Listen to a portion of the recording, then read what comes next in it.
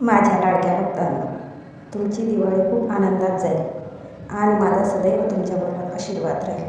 भिऊ नका, मी सदैव तुमच्या पाठीशी आहे आणि पाठीशीच राहणार. बाळांनो, फक्त दिवाळीमध्ये तुम्ही ह्या चुका करू नका आणि अजिबातच करू नका, कारण ह्या चुका केल्याने आपल्या आयुष्यात दुःख, दारिद्र्य आणि आपल्या घरातले जे वातावरण असतं ते नकारात्मक होतं. घरातल्या मुलाबाळांवर विघ्न येतात, आपल्या घरात कुटुंबात सौख्य नांदत नाही आणि सदैव आपल्या घरामध्ये दारिद्र्य राहते.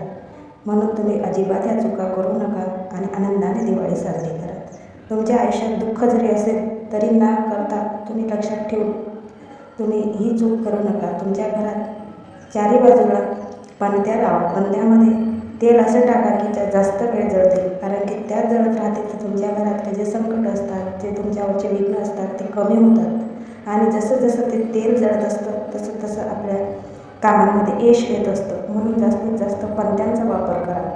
तुम्हाला दुसरी गोष्ट मला महत्त्वाची सांगायची, घरात कलह करू नका, कटकटी करू नका, अजिबात एकामेकाला द्वेष दोष अजिबात देऊ नका.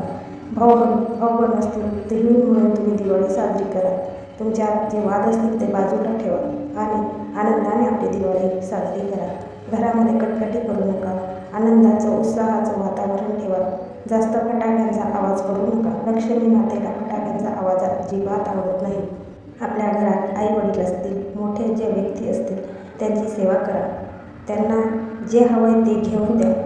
कमी पैशात असेल तरी त्यांच्या चेहऱ्यावर आनंद आणा आणि त्यांचा आशीर्वाद घ्या. बहिणी असतील तर बहिणींना साडी चोळी जे काही असतं ते त्यांना आनंदाने द्या. मनात संकोच नको आणि मनामध्ये कुठलाही द्वेष ठेवू नका, कारण की तिचा आशीर्वाद इतका आपल्याला पवित्र असतो की आपण कितीही मोठं पाप केलेलं असेल तर तिच्या आशीर्वादाने आपलं ते पाप नष्ट होतं. म्हणून बहिणीचं मन अजिबात दुखवू नका. भाऊ असेल, लहान भाऊ असेल किंवा मोठा भाऊ असेल, त्यांनी एकमेकांना समजून घ्या.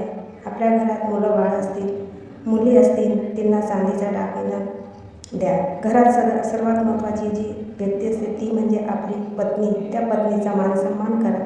तिला तुम्ही काहीही न करता, तिचं मन न दुखवता तिला आनंदाने सगळं काही तिच्या मनासारखं घेऊन द्या. बघा, तुमच्या आयुष्यात जे दुःख दारिद्र्य ते नष्ट होईल. घरातली लक्ष्मी प्रसन्न तर घर त्या आणि उदास अजिबात राहत नाही.